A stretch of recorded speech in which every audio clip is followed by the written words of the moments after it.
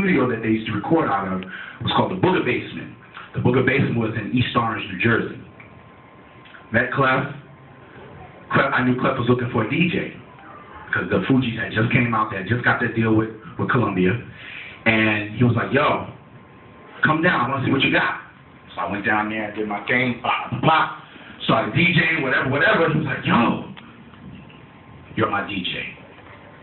So I became the DJ of the Fugees. In the very beginning, they had their initial album called Blunted on Reality, and they did a lot of showcases. Like, they were traveling all over the place. Like, I got on the road with them. We did shows in Springfield, Massachusetts, to everywhere. New York City, everywhere. And we did a lot of showcases for Sony Columbia. Now, at that time, the Fugees weren't hot. I'm going to be very real with you. They were not hot. Nobody was checking for the Fugees at the time. So it was really, really difficult. Everybody loved Lauren, you know, but Clef, he was all right. He was all right. Prod, not too much. Not too much. Sorry, Prod, you know it's true. If you watch this, you know what I'm talking about. Sorry, Prod. You're my boy and everything. I love you, but you know what Anyway, I know it's going to go all over YouTube. I'm going to get a call from Prod. Like, yo, man, why you have to diss me, man? But anyway. But Lauren was always hot, so that's what always pretty much everybody loved Lauren. And Clef, he was a genius. Because Clef was behind the whole thing. He was a crazy gifted MC, guitarist. You know what I'm saying? Clef played all these instruments, drums. He was ill, straight up. But there was something about Lauryn Hill. You know, something about Lauryn Hill. She just took it there because she was a singer and, you know, an MC. Dope too. So toured with them. Didn't work out because they weren't making any money at the time, and I needed money. I was broke. I was still living with my mom's. You know what I mean? She was like, "This Fugees group you're with, I don't think so. They ain't gonna go nowhere." That's what my mother said. She was like, "You need to get a real job." You know, because I was rolling with them DJing, I wasn't making any money, you know? So she was like, all right, get yourself a real job if you're going to stay under my roof. You know what I mean? So, again, it's who you know, right? I got a call. I got fired from the Fugees. Oh, gosh. I got fired. Oh. They were getting ready to go to Europe. Y'all know it's true. They were getting ready to go to Europe. And they decided they wanted to replace me. I was like, all right, cool. So I was a little salty about it, but I was like, all right, it's all good. Then by chance, I got a call from my boy who was a publicist in the city, in Manhattan. Anybody know what a publicist is? A publicist. Anybody? Yeah. Okay, what's publicity? Like show mainstream. Yeah. Mainstream, yeah, media. Media, exactly. Like if I need publicity, what do I need? You need a publicist. No. Well, yeah, you're right. I do need a publicist. But if I need publicity, what am I looking for? Fans. Exposure, right? Yeah. Exposure, right? And when you get publicity, what do you necessarily use for publicity? What do you need for publicity? What are some of the things that help you get publicity? TV. What else? Radio. What else? Internet. What else? Advertisement. What else? A chance. Like the people that like help build up the celebrity. Promoter. Right? Exactly. Twitter. Magazines, right? Yeah. Magazines, newspapers, right? Anything to do with the public. Absolutely. Fantastic. So that's what I did for a living. But I started off as an intern. Now, just one thing that we're going to get out of this conversation today is the importance of not necessarily thinking that, you know, you can get ahead by, you know, just if, like, you leave high school, right, and you're automatically going to get a job automatically, because we all know that's not really going to happen, you know? It's about networking, right? It's about who you know, right? It really is. You gotta grind it out. You gotta, like, you know, make some phone calls and kind of like, who do I know that's over here that can help me get in? You know what I'm saying? So dude was in there, my friend Vince, and he brought me in as an intern. Now I worked as an intern at this PR firm for over maybe about a month and a half, 2 months, no pay. I was living in Jersey, trooping to Manhattan on my own money, and money I borrowed from my mom's. My mom's was real salty at this point. She was like, you went from the Fuji's making no money to going into the city, working for some major PR firm for no money? She was like, are you kidding me? What are you doing? She gave me an ultimatum. She was like, you gotta be out, like, in about 2 months. You gotta be out. She's gonna kick me out on the street. So, I interned for a while, and you know my mom, too. Yeah. She was like, you gotta go! You know, very West Indian. You gotta go! You gotta go! So, I interned for about 2 months, and then I started working with, like, Michael Jackson. I worked with Michael Jackson, yo. You know what I mean? That was like, it blew my mind when I met Michael Jackson. That blew my mind, hands down. I worked with Mary J. Blige. You know what I mean? I did, that's your boo? Yeah, man, I love Mary. You know what was funny? I'm gonna tell you a quick story about Mary. When I started working with Mary, Mary was, she had just came out with My Life. Remember My Life? Yeah. And, you know, she was in a really dark period at that time. You know, she was in a bad relationship. You know, she was substance abuse, you know what I mean? And her people were like, yo, you know, you got to get it together. You know, she was really sad. Even if you listen to that album, it's a really, really dark album. It's sad. It's really, you know, dark. And she came to my company. The company that I worked for at the time was called Double Exposure. She came to my company for artist development, and meaning that she would do an interview, right? She would go to, say, Chicago, right? And they would sit down with her, and she would, you know, it was so Mary, tell us about the album. So she'd be on camera, you know, chewing gums, you know what I'm saying? Maybe like,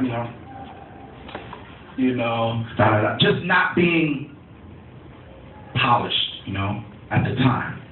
She would do these interviews, and guess what? When you do these interviews in all these cities, what do you do after you do the interview? You bounce to the next city, right? Right? Yeah. So you don't necessarily see the interview that you just did, right? But then it's gonna air, like even if she did, like, say, Channel 4, or, you know, some network, a morning show or something, she'll do the interview, then she'll jet to the next city, and she will not see what she did, right? Guess what my boss did? He compiled like 20 of her worst interviews at one time and made her sit in front of the TV and watch herself. Word. Wow. Like, if that wasn't a reality check for her, and I'm telling you, I was a witness. It was fantastic. She cried, you know what I mean? It was really healing for her because she got to see herself the way the public sees herself. At that time, you know, she got a lot of flack for, you know, being rude to reporters, you know what I mean? Not necessarily, like I said, you know, not necessarily being her best polished self on camera. When you see Mary now, oh wow, I'm so proud of her now, like for real, you know. But that was some of the things that we did at the company that I worked for. Long story short, everything is a long story short, right? Long story short, I got hired after 2 months, so my mom didn't have to kick me out. I started getting paid. Wasn't a lot of money, but I started getting paid. And I ended up staying with that company for 3 years before I got fired again. But it was all good, because the reason why I got fired is because KRS, anybody know KRS-One? Oh, yeah. Okay, good. I'm glad, man. I mean, I did a school one time, and I said, anybody know KRS-One? And nobody raised their hand. I was so upset. You know, he's an MC. one of the most talented, most conscious MCs you will ever hear ever in your life. But KRS-One called me in 1997, and wanted to hire me as his publicist because he was going on tour. So I did it. And I mean, I did it, but I was still working at Double Exposure. That wasn't a good idea, you know, because I had my partner at the time. She was, you know, running the PR campaign, and I was still trying to keep my job, my day job, my 9 to 5 with this 5. My boss found out. He was like, yo, I heard you doing your thing on the side. You're fired. But guess what? I jumped into it with my partner, and then I ended up doing my own company for 10 years, 1997 to 2007, and we formed a company called Meridian Entertainment. We work with DreamWorks, that's Steven Spielberg's company. We did campaigns for Burger King, Wu-Tang, you know what I mean? I could go on and on and on, man. Like, we did so many people. And was that John Cena? Anybody know John Cena? Yeah, that was one of my clients. One of my clients. I did that album that he did where he has "You Can't See Me," you know, "You Can't See Me." He had a record with Freddie Fox. I don't know if you saw the video. They did like an 18 video. That's when I was working with John Cena at the time. So anyway, I did my own company from 1997 to 2007, and I semi-retired in 2007 to just focus on DJing. And now this is all I do. You know, this is all I do. I work with several different venues as a resident DJ, and I get paid to spin every weekend. And I do my show, the Global Jam Session, every Tuesday and every Thursday on Ustream.tv. And I don't get paid for the Global Jam Session, but you know, it's a fantastic way to get exposure. I'm in touch with people all over the world, you know. It's leading me to gigs, you know what I mean? I could just say, yo, just check me out on Ustream.tv, boom, you know what I mean? And they could just go to Ustream, oh, yeah, word, you know?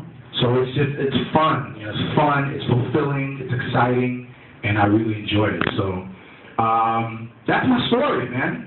That's my story. Yeah. You could clap for that.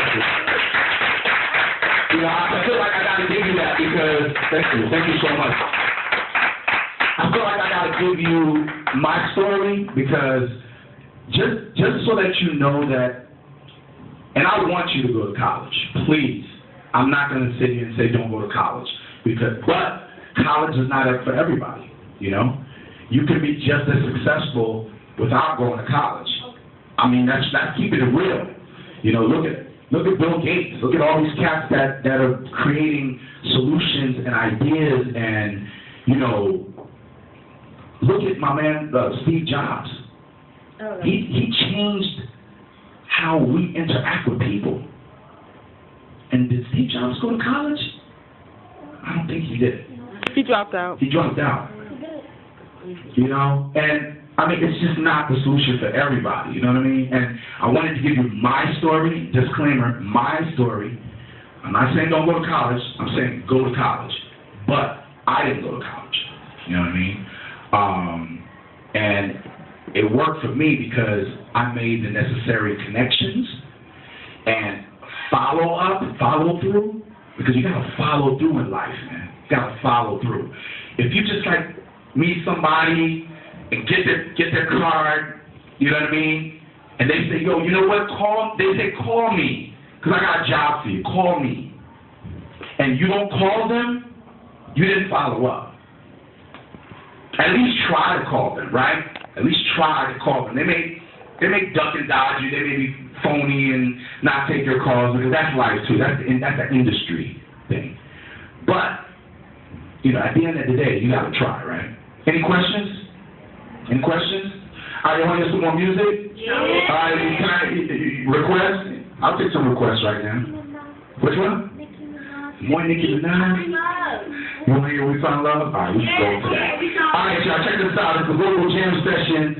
We're on YouTube right now. You know, we broadcast on Ustream.tv. DJ Hittin in full effect with the 11th grade music major. Yeah, this is how it's going down today, y'all. All right, let's do it. Global Jam Session, live from LOMA, right? Yeah!